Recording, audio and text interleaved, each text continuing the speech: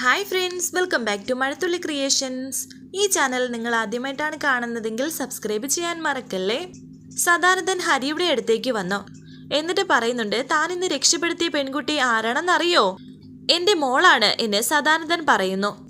ഈ സമയം നിത്യയുടെ ഒരു കഴിഞ്ഞ കാലം കാണിക്കുന്നുണ്ട്. താൻ അവളെ കണ്ടിട്ടില്ലല്ലോ. എത്രയോ നാളായി തന്നെ ഒന്ന് പരിചയപ്പെടുത്തണമെന്ന് ഞാൻ ആഗ്രഹിക്കുന്നു.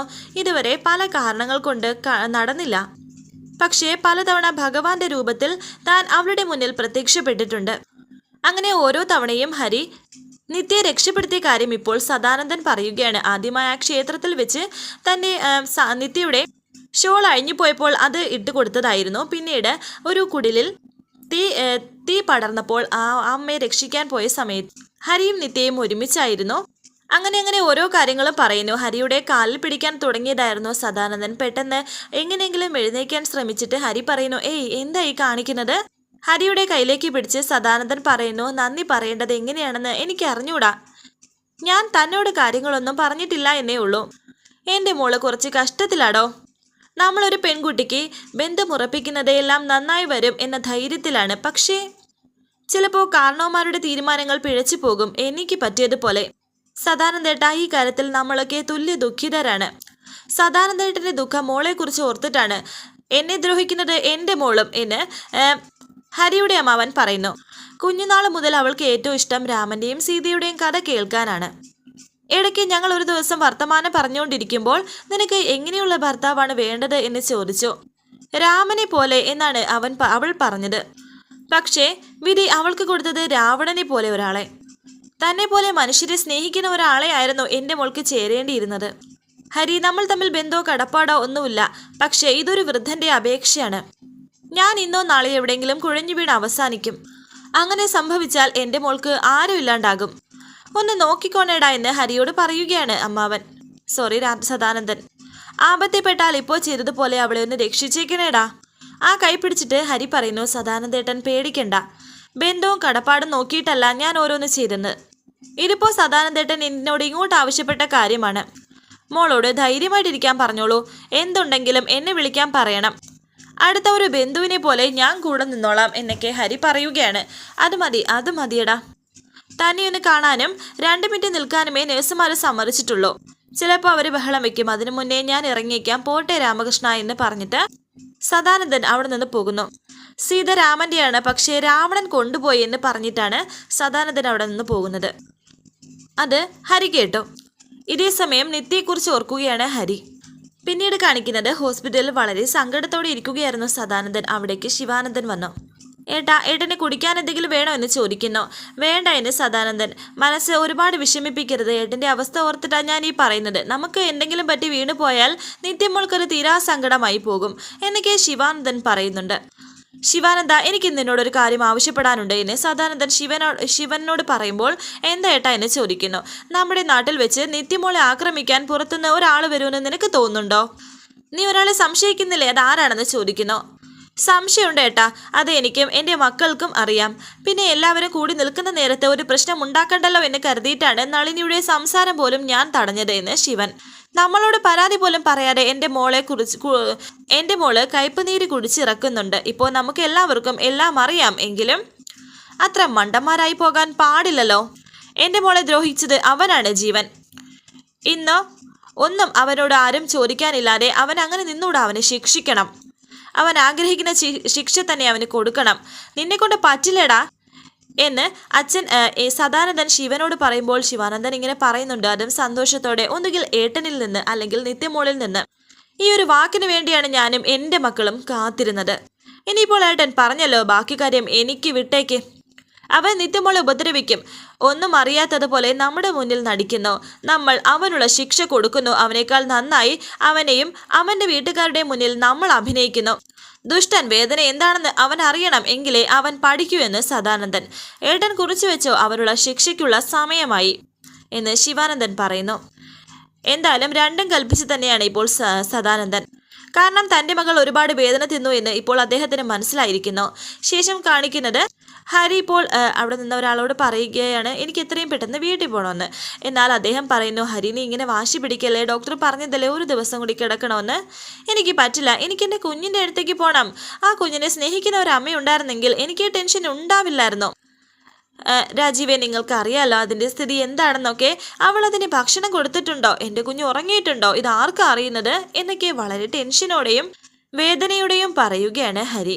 എടാ മോനെ, ഞാനിപ്പോൾ വടക്കേ വീട്ടിലെ സരസ്വതിയെ വിളിച്ചിരുന്നു. അവളോട് പോയി നോക്കാൻ പറയുകയും അവൾ നോക്കുകയും ചെയ്തു. ഒരു കുഴപ്പമില്ലെന്നാ പറഞ്ഞത് എന്നൊക്കെ രാമകൃഷ്ണൻ പറയുന്നുണ്ട്. അമ്മാവനോട് രാത്രി പോയി നിൽക്കാനല്ലേ ഞാൻ പറഞ്ഞത്, എന്നിട്ട് അമ്മാവൻ അത് കേട്ടോ? കൊല്ലാൻ പോലും മടിയില്ലാത്തവളുടെ കൂടെ എൻ്റെ കുഞ്ഞിനെ കിടത്തി കൊടുത്തിട്ട് അമ്മാവൻ ഇവിടെ എന്നെ നോക്കി നിൽക്കുക എന്നൊക്കെ ഹരി പറയുകയാണ്. ഇത് കേട്ട് രാമകൃഷ്ണൻ പറയുന്നു, എടാ നീ പറഞ്ഞപ്പോൾ ഞാൻ ഇറങ്ങാൻ നിന്നതല്ലേ, അന്നേരല്ലേ നിനക്കൊരു തലാകറക്കം വന്നതും ഡോക്ടർമാരെല്ലാം കൂടി അങ്ങോട്ട് ഓടാൻ തുടങ്ങിയതും. പിന്നെ ഞാൻ എങ്ങനെയാടാ പോകുന്നത്? നിനക്ക് നിന്റെ കുഞ്ഞിനോടുള്ള അതേ സ്നേഹമാണ് എനിക്ക് നിന്നോടും ഉണ്ടാവുന്നത്. കാരണം അതേ പ്രായത്തിൽ ഈ കൈ കൊണ്ട് നടന്നതാണ് നിന്നെ. തലയ്ക്ക് വേറെന്തെങ്കിലും പറ്റിയിട്ടുണ്ടോ എന്ന് ഇപ്പോൾ പറയാൻ പറ്റില്ല എന്നല്ലേ ഡോക്ടർമാർ പറഞ്ഞത് അല്ലേ? അപ്പോൾ നിനക്കൊരു തലകറക്കോ പ്രശ്നമോ വന്നാൽ ഞാൻ എന്താ കരുതേണ്ടത്? എനിക്ക് നിന്നെ വിട്ടിട്ട് പോകാൻ തോന്നിയില്ല. അത് എൻ്റെ കുറ്റമാണെങ്കിൽ നീ അതങ്ങ് സഹിച്ചാൽ മതി. അല്ല പിന്നെ. ഇതൊക്കെ കേട്ട് ആ രാജീവ് പറയുന്നു, നിങ്ങളിങ്ങനെ തമ്മി തല്ലാതെ. ഹരി, ഞാൻ പറയുന്ന കേൾക്കുക. അമ്മാവനിപ്പോൾ വീട്ടിലേക്ക് പോയിക്കോളും, പക്ഷേ ഡോക്ടറെ നീ അനുസരിക്കണം. രാജീവ്, എനിക്കൊരു കുഴപ്പമില്ല. എന്തെങ്കിലും കുഴപ്പം തോന്നിയാൽ നമുക്ക് തിരിച്ചു പോരാം. എന്നെ കൊണ്ട് ഇവിടെ കിടക്കാൻ പറ്റില്ല എന്ന് വാശി പിടിക്കുകയാണ് ഹരി. എൻ്റെ മോളെ ഒന്ന് കണ്ടാൽ മതി, എൻ്റെ എല്ലാ അസുഖവും മാറും, നിങ്ങളൊന്ന് മനസ്സിലാക്കുക എന്നൊക്കെ ഹരി ഇങ്ങനെ ആവർത്തിച്ച് പറയുന്നുണ്ട്. അതേസമയം ഡോക്ടർ അവിടേക്ക് വന്നു. എന്താ ഹരി, വലിയ തർക്കത്തിലാണല്ലോ എന്നൊക്കെ ഡോക്ടർ പറയുമ്പോൾ രാജീവ് പറയുന്നു, ഒരു ദിവസം കൂടി കിടക്കണമെന്ന് ഡോക്ടർ പറഞ്ഞത് ഞങ്ങൾ ഹരിയോട് പറഞ്ഞു, എന്നിട്ട് അവൻ കേൾക്കുന്നില്ല, അതിൻ്റെ ഒരു ടെൻഷനാണ്. ഡോക്ടർ പറയുന്നു, ഹരി, നിങ്ങളെപ്പോലുള്ള ആൾക്കാരോട് കാര്യങ്ങൾ പറഞ്ഞ് മനസ്സിലാക്കി തരേണ്ട കാര്യമില്ല, പൂർണ്ണമായി ഭേദപ്പെട്ടിട്ട് പോകുന്നതല്ലേ നല്ലത്. ഇത് കേട്ട് ഹരി വിഷമത്തോടെ പറയുന്നു, സാർ എനിക്ക് പോയേ പറ്റൂ. എൻ്റെ വീട്ടിൽ എനിക്ക് എന്തെങ്കിലും അസ്വസ്ഥത തോന്നിയാൽ ഞാൻ തിരിച്ചു വന്നോളാം. ഇത് കേട്ട് രാമകൃഷ്ണൻ പറയുന്നുണ്ട്, ഇവൻ്റെ കുഞ്ഞിൻ്റെ അടുത്ത് പോകാൻ വേണ്ടിയിട്ടാ. അവൾ ചെറുതാണ് സാർ, എപ്പോഴും കരഞ്ഞുകൊണ്ടേയിരിക്കും. ഞാൻ കയ്യിലെടുത്താലേ അവൾ കരച്ചിലടക്കൂ. ഇവിടെ കിടന്നിട്ട് ഒരു സ്വസ്ഥതയുമില്ലാത്തത് എൻ്റെ മോളെക്കുറിച്ച് ആലോചിച്ചിട്ട് തന്നെയാണ്. അവളുടെ അടുത്ത് ചെന്നാൽ ഞാൻ ഇതൊക്കെ മറക്കും. പിന്നെ ചിരിയായി കളിയായി എന്നൊക്കെ ഹരി ഇങ്ങനെ സങ്കടത്തോടെ പറയുമ്പോൾ ഡോക്ടർ പറയുന്നുണ്ട്, താൻ ഇങ്ങനെ നിർബന്ധം പിടിച്ചാൽ എങ്ങനെയാ? കാര്യമായിട്ട് ഒന്നുമില്ല എന്ന് എനിക്ക് ഉറപ്പുള്ളതുകൊണ്ടാണ് തനിക്ക് ഡിസ്ചാർജ് തരാമെന്ന് ഞാൻ തീരുമാനിച്ചത്. പക്ഷേ ഇതുപോലെ എന്തെങ്കിലും ഒരു ബുദ്ധിമുട്ട് തോന്നിയാൽ അത് വെച്ച് പരീക്ഷിക്കരുത്, ഇങ്ങോട്ട് പോന്നേക്കണം. ശരി ഡോക്ടർ എന്നെ ഹരിയും. എനിവേ, തങ്ങളുടെ മകളൊരു ലക്കിയാണ്. തന്നെ പോലെ ഒരു അച്ഛൻ പെൺമക്കളുടെ ഭാഗ്യമാണടോ. ഞാൻ ഡിസ്ചാർജ് തരാം, ഓക്കെ എന്ന് പറഞ്ഞിട്ട് ഡോക്ടർ അവിടെ നിന്ന് പോകുമ്പോൾ ഒരു പുഞ്ചിരിയോടെ നിൽക്കുകയാണ് ഹരി. അമ്മാവ, പെട്ടെന്ന് സാധനങ്ങളൊക്കെ എടുത്തോ എന്ന് അമ്മാവനോട് പറയുകയും രാജീവിനോട് പറയുന്നു, നീ ആ ഡിസ്ചാർജിൻ്റെ കാര്യങ്ങളൊക്കെ നോക്കി ബില്ലൊക്കെ ഒന്ന് പേ ചെയ്യേ. എടാ, ഡിസ്ചാർജ് എഴുതി കിട്ടി ഇവിടെ നിന്ന് ഇറങ്ങാൻ കുറച്ച് സമയം പിടിക്കും. അതുവരെ നീ തിരക്കൊന്ന് കാണിക്കാതിരിക്കുക, അവർക്ക് ദേഷ്യം വരും. നിങ്ങളൊന്ന് പോയിട്ട് വാ എന്ന് പറഞ്ഞ് രാജീവിനെ വീണ്ടും ഹരി പറഞ്ഞു വിടുന്നുണ്ട്. അങ്ങനെ രാജീവ് പോയി. അമ്മാവ, കുഞ്ഞിനെ ശരിക്കും കുഴപ്പമൊന്നുമില്ലല്ലോ അല്ലേ എന്നൊക്കെ ഹരി വീണ്ടും അമ്മാവനോട് ചോദിക്കുന്നു. ഇല്ല, നമ്മളിപ്പോൾ അങ്ങോട്ടേക്ക് എത്തില്ല, അടങ്ങി കിടക്കവിടെ എന്നൊക്കെ അമ്മാവൻ പറയുന്നുണ്ട്. വീട്ടിലേക്ക് പോകുന്നതിലും കുഞ്ഞിനെ കാണുന്നതിലുമൊക്കെയുള്ള സന്തോഷത്തിലാണ് ഹരി. കുഞ്ഞിൻ്റെ മുഖം ഒന്ന് കാണാൻ കൊതിച്ചിരിക്കുകയാണ് ഇപ്പോൾ ഹരി.